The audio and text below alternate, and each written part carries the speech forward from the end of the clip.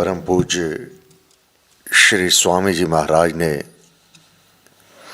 हम सबको स्वयं अध्ययन करने के लिए प्रेरणा दी।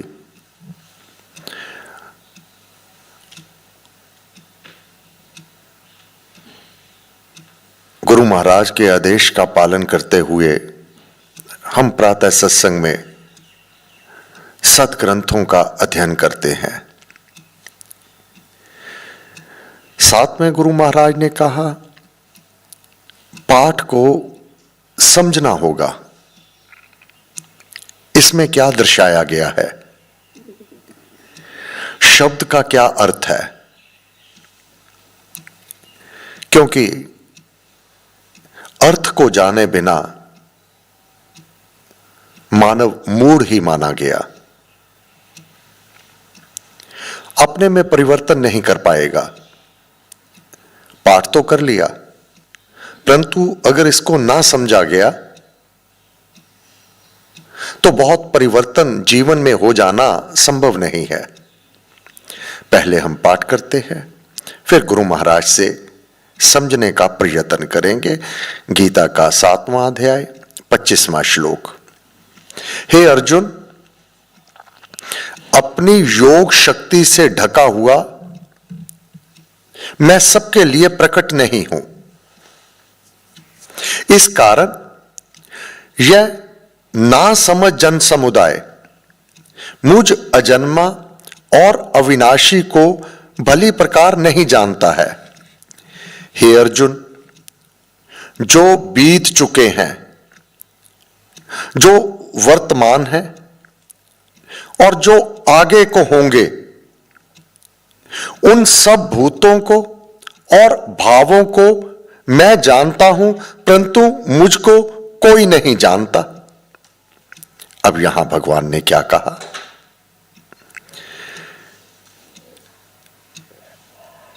यह संसार एक रंगारंग नाटक मंच है।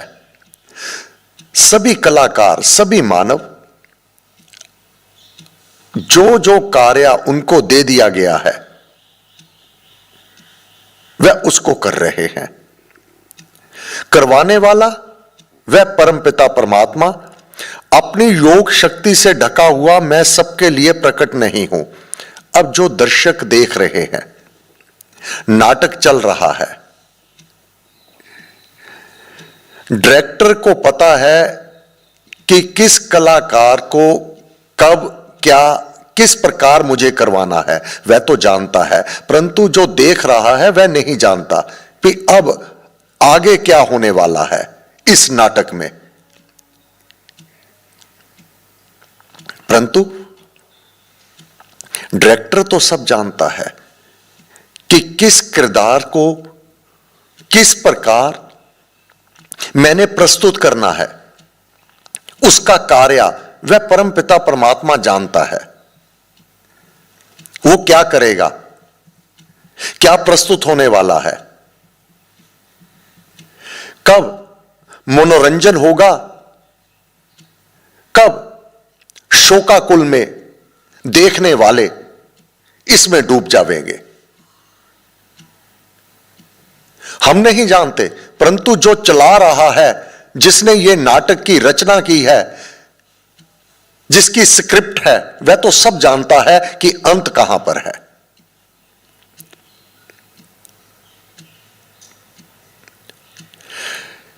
इस कारण यह ना समझ जन समुदाय मुझ अजन्मा और अविनाशी को भली प्रकार नहीं जानता है।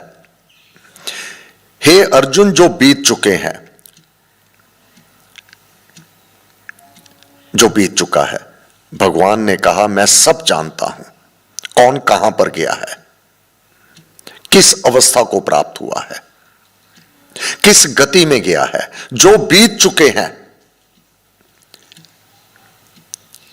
जो वर्तमान है, वर्तमान में क्या हो रहा है, मैं दृष्टा अंतर्यामी सब कुछ जानता हूं। और जो आगे को होगा, निस्संदेह जिसने स्क्रिप्ट लिखी है, जो नाटककार है, जो डायरेक्टर है, आगे को कौन क्या करेगा वह तो जानता है। किसका जन्म है और नाटक में से बाहर किसने हो जाना है, किसकी मृत्यु हो जाएगी,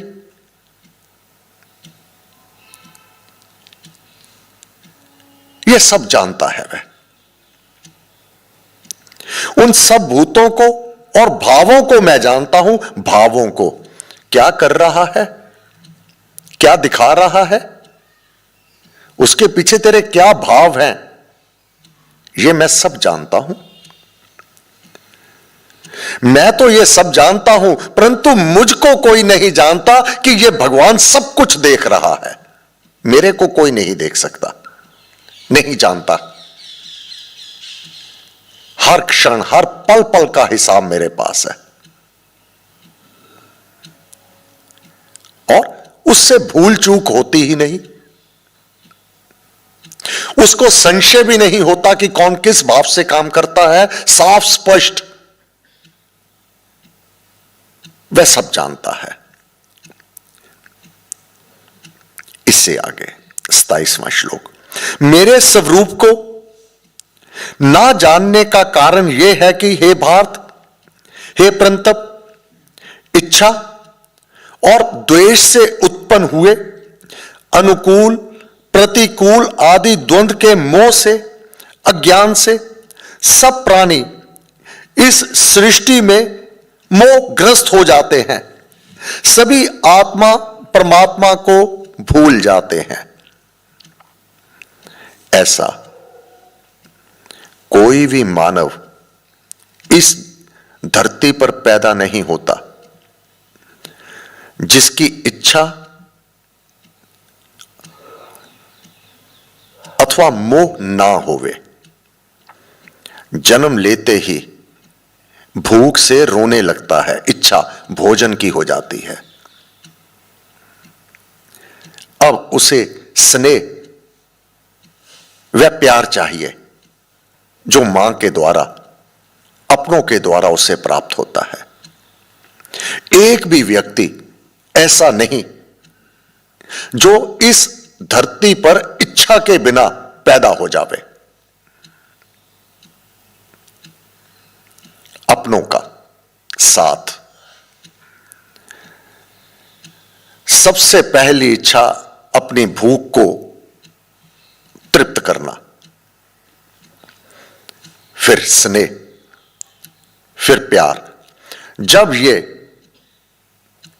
पूर्ण नहीं होती तो द्वेष, क्रोध यह उत्पन्न हो आना, यह स्वाभाविक इस सृष्टि में विद्यमान है। तब अनुकूल से राग होने लगता है। मां से अथाह प्रीति, अनुकूलता हर आवश्यकता को वह पूर्ण करती है। उसके बिना बालक नहीं रह पाता। परंतु क्या युवा अवस्था में भी यह विद्यमान रहता है भाव? क्या वृद्ध अवस्था में भी भाव रहता है? अगर यही भाव रहता तो वृद्ध आश्रम ना होते। कोई भी पुत्र माता पिता को वृद्ध आश्रम ना भेजता। यह आवश्यकता, राग। अब आवश्यकता बदल गई, जिससे राग था उसी से द्वेष होने लगा। इच्छा और द्वेष से उत्पन्न हुए अनुकूल प्रतिकूल आदि द्वंद्व, यह युद्ध द्वंद्व के मोह से, अज्ञान से सब प्राणी इस सृष्टि में मोहग्रस्त हो जाते हैं। अब प्रत्येक मानव अपनी इच्छा को पूर्ण करने के लिए और अपनी अनुकूलता के अनुसार वह सब साम्राज्य अपना स्थापित करने लगता है। किसी से द्वेष, जो स्वार्थ में बाधा डाले, जो स्वार्थ को सिद्ध करे, उससे मोह, राग। इसी में इतना उलझ जाता है, सभी आत्मा परमात्मा को भूल जाते हैं। अपने परिवार को, इसके विस्तार में, इसको संजोने में, इसके पालन पोषण में, सगे संबंधी बनाने में और सुचारू रूप से सारा कार्य मन के अनुकूल होता रहे, ये इसी बखेड़े में पड़ जाते हैं। सभी आत्मा परमात्मा को भूल जाते हैं। गर्भ अवस्था में वह बार बार प्रार्थना करता है, गिड़गिड़ाता है, उल्टा लटका हुआ है, हे भगवान मुझे क्षमा कर दो, मैंने बहुत गलतियां की हैं, मैं पुनः इस लोक में आने लगा हूं, मैं तेरे नाम का जाप करूंगा, मैं तेरे प्रत्येक समय गुणगान करूंगा। परंतु जन्म लेते ही इस द्वंद्व में, इच्छा और द्वेष के इसी द्वंद्व में पड़ते हुए इसी चक्रव्यूह में फंस जाता है। सभी जो जीव जन्म लिया है, सभी आत्मा परमात्मा को भूल जाते हैं। वह आत्मा क्या है, वह परमात्मा क्या है, इसको भूलकर वह मेरा संबंध, ये मेरी जायदाद, ये मेरा अपना, ये पराया, ये दुश्मन, ये मित्र, बस सभी वृत्तिमय बन जाते हैं। आत्मा को भूल जाते हैं। क्या याद रखते हैं? देह को, शरीर को, जो साथ नहीं चलना, जो अवश्य छूट जाना है।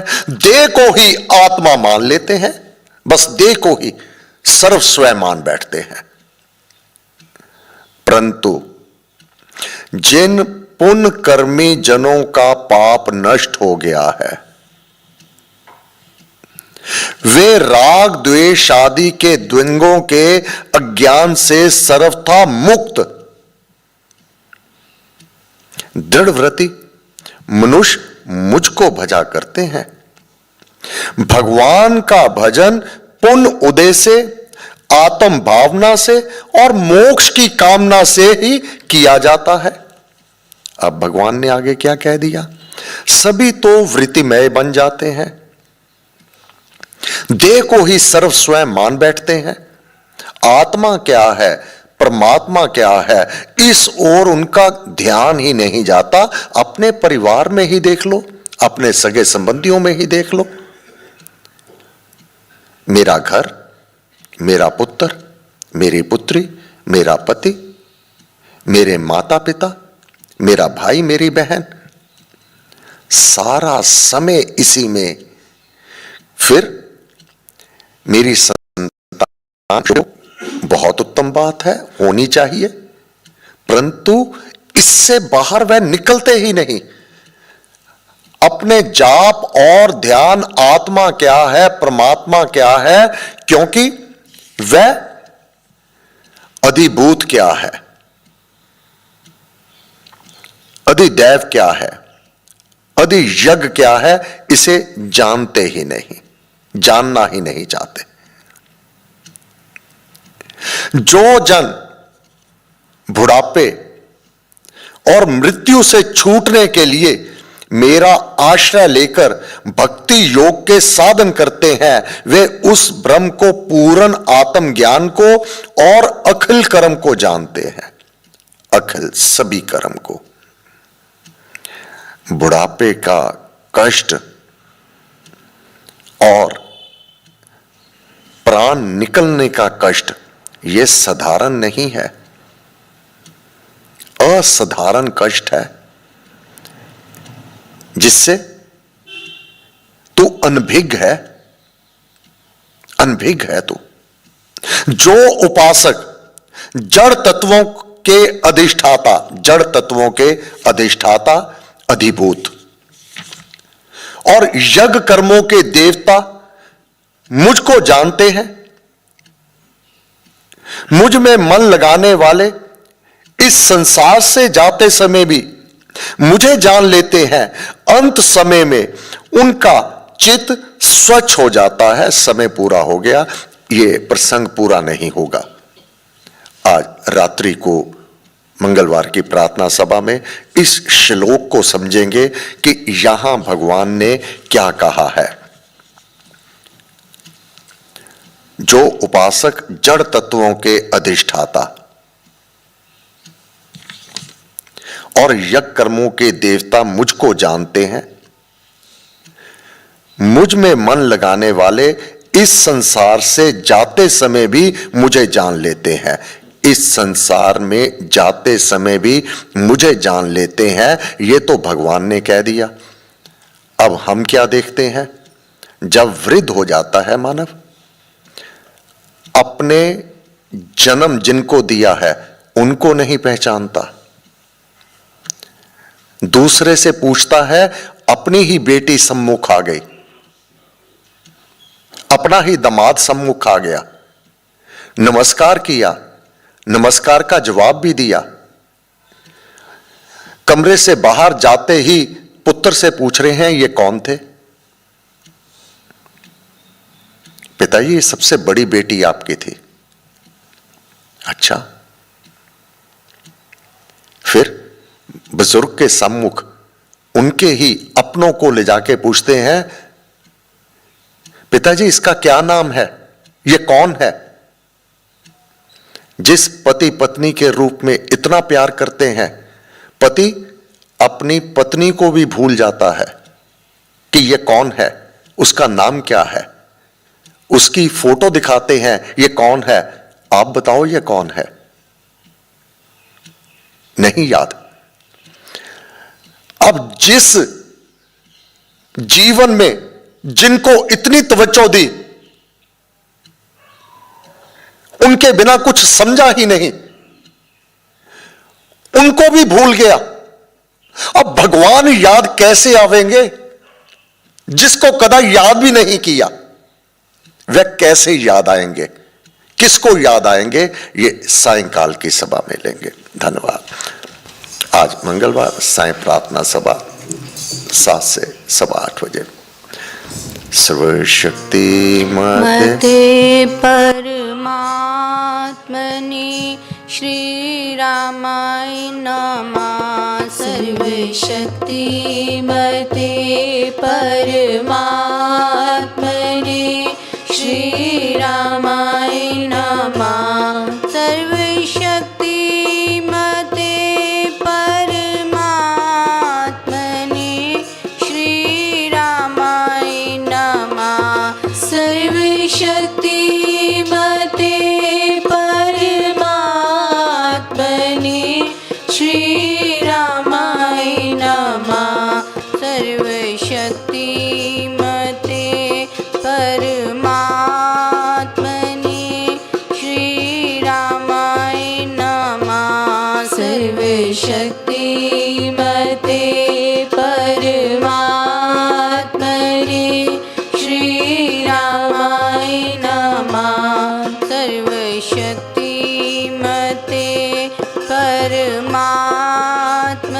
रामाय नमः। सर्वशक्ति मते परमात्मनि श्री रामाय नमः। सर्वशक्ति मते परमात्मनि श्री रामाय नमः। सर्वशक्ति मते परमात्मनि श्री रामाय नमः। सर्वशक्ति मते परमात्मनि श्री रामाय नमः। सर्वशक्ति मते परमात्मनि